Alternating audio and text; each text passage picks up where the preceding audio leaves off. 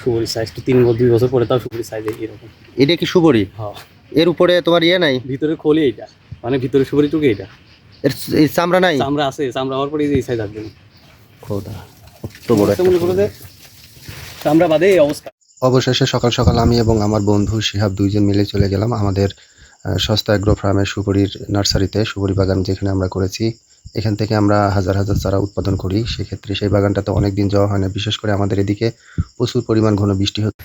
আমরা আমাদের নার্সারিতে চলে এসেছি। এখান থেকে আমরা অনেকগুলো চারা এখানে উঠাই আমাদের আরেকটা জমিতে লাগাবো। এবং এখানে আমাদের যেহেতু সস্তা এগ্রো প্রজেক্ট, এখানে বিভিন্ন জাতের চারাগুলো আমরা রেখে দিয়েছি এবং উৎপাদন করে থাকি। আর সবথেকে বড় বিষয় হচ্ছে আমাদের এখানে যেহেতু প্রচণ্ড পরিমাণ বৃষ্টি হয়েছে, অনেক পানি জমে আছে, আমি এই জন্য ভিডিও করাটাতে একটু বেগ পেতে হচ্ছে। প্রচণ্ড পানির মধ্যে আসলে ভিডিও করাটাও কঠিন। তারপরেও আমি আপনাদেরকে একটু দেখাই আমাদের সস্তা এগ্রো প্রজেক্ট।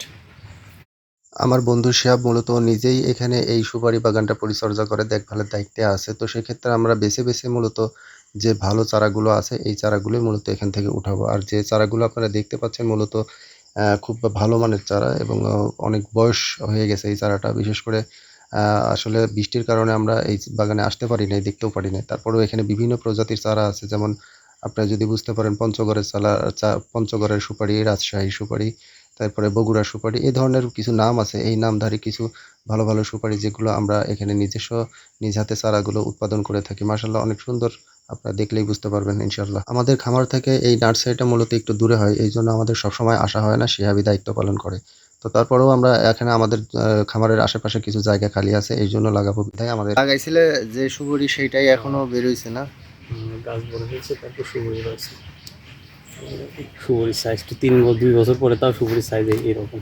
এটা কি সুপারি? হ্যাঁ, এর উপরে তোমার ইয়ে নাই? ভিতরে খোলে এটা, মানে ভিতরে সুপুরিটুকু এটা।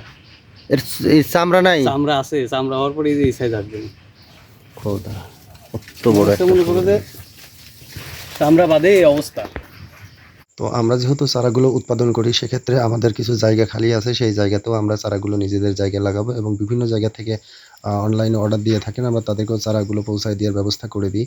তো আপনারা যদি কেউ চারাগুলো নিতে চান তাহলে আমাদের সাথে যোগাযোগ করতে পারেন। আর বিশেষ করে চারাগুলো আপনারা দেখতে পাচ্ছেন এর সম্পূর্ণ এ গ্রেডের চারা এবং এই চারাগুলো মূলত আমাদের খামারের আশেপাশে অনেক জায়গা পরিত্যক্ত আছে এবং আমাদের পরবর্তী পরিকল্পনা আছে যে আমরা এই সুপারির বড় একটা প্রজেক্ট এবং বাগান তৈরি করব।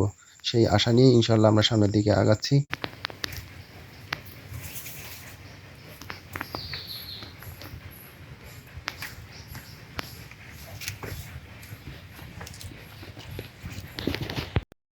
আমাদের এখানে সুপারির চারার পাশাপাশি আমাদের এখানে নারিকেলের চারাও আছে, যেমন ইন্ডিয়ান কেরালা চারা এবং হাইব্রিড নারিকেলগুলোও আছে। তো এই নারিকেলগুলো আসলে মূলত অল্প দিনের মধ্যে প্রায় 4 থেকে 5 বছরের মধ্যে ভালো মানের ফল দেয়। সেই চারাগুলো আমরা এখানে উৎপাদন করে থাকি এবং সুপারিগুলো অল্প বয়সেই সুপারি হয় এবং ভালো মানের বিভিন্ন সিজনে বিভিন্ন সময়ে সুপারিগুলো হয়, সেগুলো আমাদের এই নার্সারিতে আমরা উৎপাদন করে থাকি। এর পাশাপাশি আমাদের আরও পরিকল্পনা আছে ইনশাআল্লাহ, বিভিন্ন জাতের ফলের চারাগুলোও আমরা এখানে উৎপাদন করব। যেমন হচ্ছে ভালো মানের পেয়ারা চারা, তারপরে আপনার অ্যাপেলের চারা, কমলার চারা, আঙ্গুরের চারা, এই ধরনের চারাগুলো আমরা এখানে উৎপাদন করব ইনশাআল্লাহ। তো আমি এবং আমার শিহাব ২ জন মিলেই আমরা একটু, যেহেতু অনেকদিন পরে আসছি, সেক্ষেত্রে বললাম যে আমি নিজেও একটু পরিষ্কার পরিচ্ছন্নর কাজ করি। সেই ক্ষেত্রে ২ জন মিলেই শুরু করলাম। এরপর আমরা ২ জন মিলেই শুরু করলাম আমাদের চারা তোলার কাজগুলো। আসলে চারা তোলার কাজটা করতে একটু আমাদের সমস্যা হচ্ছিল, যেহেতু মাটি প্রচুর পরিমাণ ভিজা। তারপরেও আমরা একটু যত্ন সহকারে খুব সুন্দর করে চারাগুলো উঠাইলাম। উঠানোর পরবর্তীতে আমরা আমাদের খামারের পাশে নিয়ে যাওয়ার জন্য ভালোমতো রশি বা সুতা দিয়ে ভালো করে পেঁচিয়ে মাটিগুলো বেঁধে দিলাম। কারণ মাটিগুলো না বাঁধলে পরে অনেক সময় কি হয়, মাটিগুলো খুলে পড়ে গেলে পরে অনেক সময় এই চারাগুলো হতে পারে। সেক্ষেত্রে এইজন্য আমরা ভালো করে পরিষ্কার পরিচ্ছন্ন করার পরে ভালোমতো বেঁধে নিলাম। আমার আসলে এই কাজটা করার কোনো অভিজ্ঞতা নাই, কিন্তু শিহাব বলতেছিল তুমি একটু করো। কারণ ওর সাথে প্রতিযোগিতা দিচ্ছিলাম কে কয়টা পেঁচাই বাঁধতে পারে। তো আসলে আমার যেহেতু খুব একটা এই কাজের অভিজ্ঞতা নাই, সেজন্য ও আমার থেকে খুব দ্রুত এই কাজটা ভালো করতে পারে। তারপরেও যাই হোক, দেখতে দেখতে আমাদের খামারের জন্য চারাগুলো রেডি করে ফেললাম। এর পরবর্তীতে আমরা পেঁচিয়ে আমাদের খামারের উদ্দেশ্যে রওনা দিব এবং ভালোমতো লাগাবো।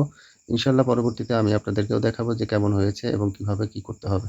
আর যেহেতু এটা বৃষ্টির সিজন, সেক্ষেত্রে এই সময়টাই হচ্ছে উপযুক্ত সময় হচ্ছে চারাটা লাগানোর জন্য। তো এইজন্যই হাজারো ব্যস্ততার মাঝে, খামারে অনেক ব্যস্ততা, তার মধ্যেও বললাম যে যত কষ্টই হোক না কেন আজকে আমরা চারাগুলো তুলে নিয়ে এসে লাগাবো।